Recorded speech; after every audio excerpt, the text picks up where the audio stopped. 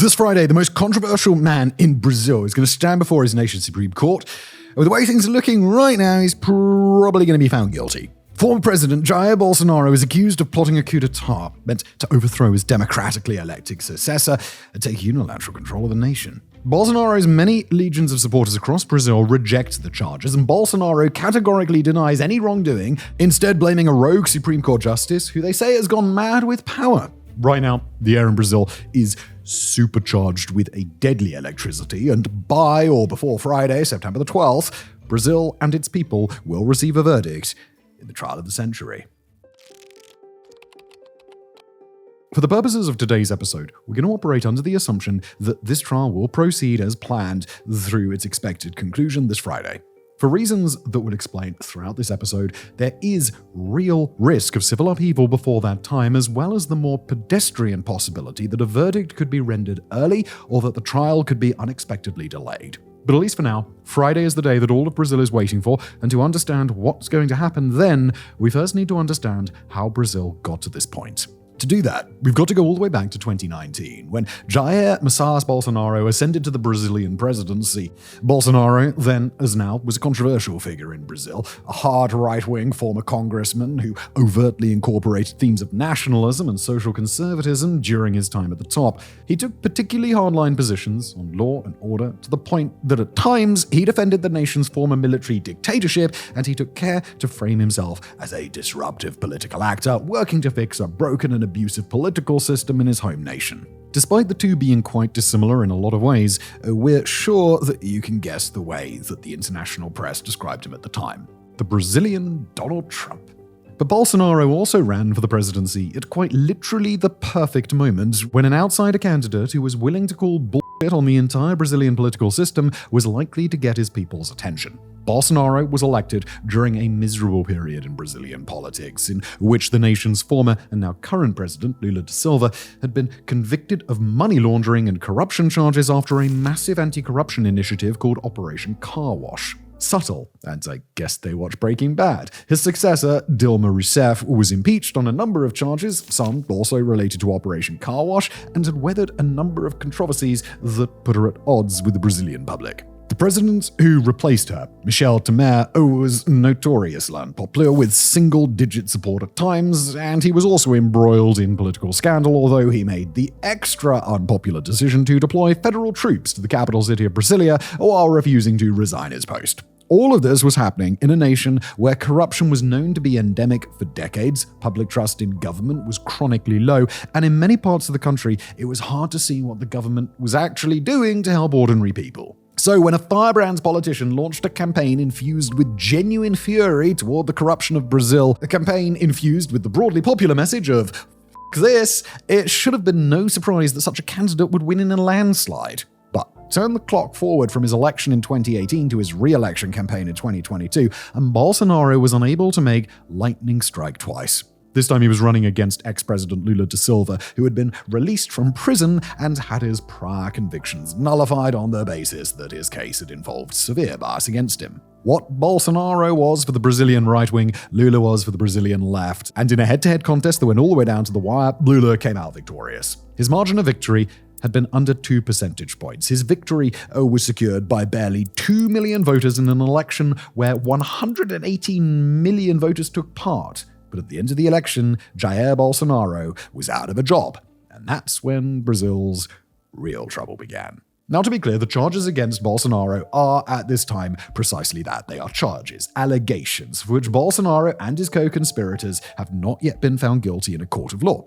But as far as legal charges go, the ones levied against Bolsonaro are about as bad as it gets. According to investigators, Bolsonaro had been laying the groundwork for weeks to either ensure that he won or to claim election fraud if he lost, and once he lost, he and his allies allegedly started work on multiple potential plots that would allow him to remain in power. Bolsonaro, along with alleged co-conspirators including his former Minister of Justice, the former commander of the Brazilian Navy, 2 men who had served as his Minister of Defense, and dozens of other associates, hatched a plan that called for the, quote, extinction of the winning ticket.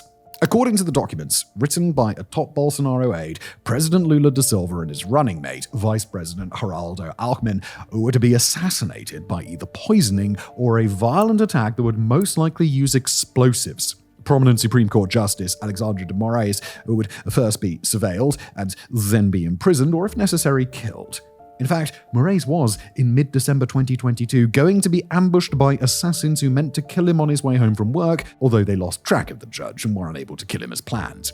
Whoops-a-daisy. The aide who wrote out the extended assassination plan, also a military general, claims nobody ever saw the document, but he's known to have printed it out and traveled immediately to the presidential palace, where Bolsonaro just happened to be that day.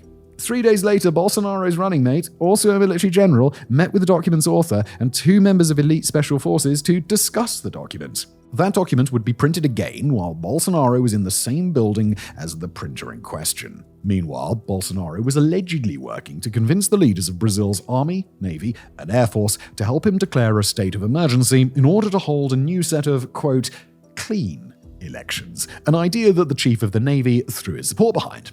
The Bolsonaro aide who wrote up the initial assassination document had testified that he had a conversation with Bolsonaro to discuss the timing of Lula da Silva's expected killing. According to investigators, Bolsonaro personally pitched a revised coup plan to the nation's military leaders, although he was again unsuccessful. The military's refusal was reportedly what prompted Bolsonaro to leave the country 2 days before the end of his term and take refuge in Orlando, Florida. Nor was that the full extent of Bolsonaro's alleged actions in trying to hold on to power. As all that was happening, Bolsonaro and his allies worked to lodge official complaints against faulty voting machines, while his robust social media apparatus and its civilian following amplified claims of fraud, generated conspiracy theories, and threatened upheaval if Bolsonaro didn't become president. In the public realm, popular discontent would culminate when a mob of Bolsonaro supporters would storm Brazil's National Congress and other government buildings in the capital city of Brasilia. Their intent was to overthrow Lula da Silva, who had been elected 8 days earlier, and prompt Brazil's military to intervene. Bolsonaro has been accused of having had advanced knowledge of efforts to incite the mob attack, for which he is also being charged in the course of this trial. And if you happened to pick up on the part where Bolsonaro allegedly wanted to imprison or kill a Supreme Court judge, then strap in, because that judge, Jair Moraes, is an equally important part of this story. You see, Brazil's Supreme Court is exceptionally powerful compared to most other global democracies, and its justices are empowered to make major decisions alone or in small panels rather than as a group. Among Brazil's justices, Moraes is the most formidable of the entire bunch, and not just because he is a mountain of a man who still regularly trains in Thai kickboxing several times a week, even into his mid-50s. Instead, Moraes has been unusually willing to go to war with Bolsonaro during his entire time in the presidency, opening landmark investigations against online disinformation and coming into direct conflict with Bolsonaro's political movement as a result. They also butted heads over a wide range of other issues, which could really make for a whole other episode. Let us know in the comments if you want that. After Bolsonaro lost the election, Moraes was allegedly made a target of the coup plot, partly because of the pre-existing animosity between himself and Bolsonaro, and partly because if anybody was going to stand up to the coup plotters once they'd taken power, that person would be Moraes. But now, in a turn of events that would be unheard of in most modern democracies, Moraes is overseeing the trial of the man who allegedly plotted to kill him. It'll be Moraes and 4 other Supreme Court justices who will decide Bolsonaro's fate. The trial of Bolsonaro has become the political flashpoint of all flashpoints across Brazil. Bolsonaro has repeatedly and categorically denied the charges against him, dismissing them as a political witch hunt, and even calling upon his ally in the White House, US President Donald Trump, to lend him critical support. Trump has obliged that request, by the way, placing heavy tariffs on Brazilian goods and sanctioning Supreme Court Justice Moraes personally. Bolsonaro's son has been lobbying the US government personally, while pro-Bolsonaro media figures and political commentators have flocked to his defense. Although Bolsonaro's favorability numbers have been dropping across the country, he still retains the support of a vocal and immensely passionate minority, many of whom believe that Bolsonaro is being brought up on entirely political charges in order to keep him out of a re-election rematch against Lula next year. And I'm going to bet that if you look in the comments below, you're going to see some of those people. Hello there. On the other hand, support for the government's case is just as forceful. Across much of Brazil, Bolsonaro is detested as an aspiring authoritarian, a man who attempted to subvert the will of his people and would have killed a democratically elected president. Resistance to Bolsonaro has always been strong in its own right, and with the entire nation left to play for, public opponents and even ordinary people have started coming off the sidelines, pushing for the courts to find him guilty and put this saga to bed. America's imposition of tariffs haven't helped matters either, with a portion of the public now accusing Bolsonaro of directly compromising the well-being and the livelihoods of ordinary Brazilians in an attempt to extort political compliance from his rivals. And the role of Alexander de Moraes just complicates the entire affair, with even some of the people who want to see Bolsonaro found guilty also skeptical of a judge who seems to be acting as if nothing could ever infringe upon his power. Right now, political tensions are at an all-time high, with Brazilian Independence Day celebrations on Sunday marked by massive opposing rallies in the city streets. The trial of Bolsonaro and 7 of his alleged co-conspirators has been ongoing since May in a convoluted legal drama that's seen former allies turn witness to the state, Bolsonaro designated a flight risk and fitted with an ankle monitor, and considerable amounts of damning evidence produced against him. His defense has maintained that with the volume of files available, the trial has proceeded too quickly for there to be enough time for thorough examination. But now, the trial is in its ending phases, and those concerns don't seem to have mattered. It's a complicated trial, and anything could happen, but as of now, the prevailing wisdom across Brazil is that Bolsonaro will probably be found guilty. That's an opinion shared by many of Bolsonaro's fiercest supporters, although, by their telling, it's not because he's actually guilty, but because the Brazilian state is conspiring to put him away. If he's found guilty on all counts, Bolsonaro could be sentenced to up to 40 years in prison, and with Bolsonaro currently 70 years old, it's likely that he would die there, unless he lives to 110. Or at the very least, he will remain imprisoned until he was in such poor health that he was allowed to end his life alongside his family. Bolsonaro's health is already not great after he was stabbed in the stomach in an assassination attempt in 2018. He actually underwent follow-up surgeries as recently as this year. Meanwhile, President Lula da Silva has refrained from weighing in too heavily on the trial as it proceeds, although he's now embroiled in extended hostilities with Donald Trump over the tariff pressure that's been levied against his nation. Right now, it's a waiting game in Brazil as the nation's judges prepare a verdict that's now just hours away.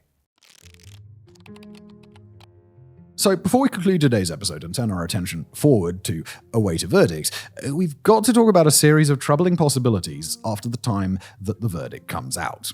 Take a look at all the factors at play, and it's obvious that Brazil right now is a powder keg. The country witnessed mass riots across the capital just a couple of years ago in support of Bolsonaro's political movement, and his supporters are just as passionate now as they were back then. Opinions on Bolsonaro's guilt haven't really changed since the start of the trial, according to public opinion polling, but online discourse and the force of recent demonstrations would suggest that each side has grown more entrenched in its core beliefs. Public trust in the Supreme Court is at a low point, especially among Bolsonaro's base, who notes that in addition to Moraes, 2 other justices are President Lula's former personal lawyer and his former justice minister, seemingly handing the court its required 3 votes out of 5 to come to a guilty verdict. Then again, Moraes is drawing his own fervent support from Brazil's progressive wing, who've hailed the judge as the avatar for people who'd like to take a stand against Bolsonaro. Across the entire country, a high proportion of people on both sides of the political spectrum lack faith in their government institutions. And according to public polling from this August, if Lula and Bolsonaro were to have a presidential rematch tomorrow,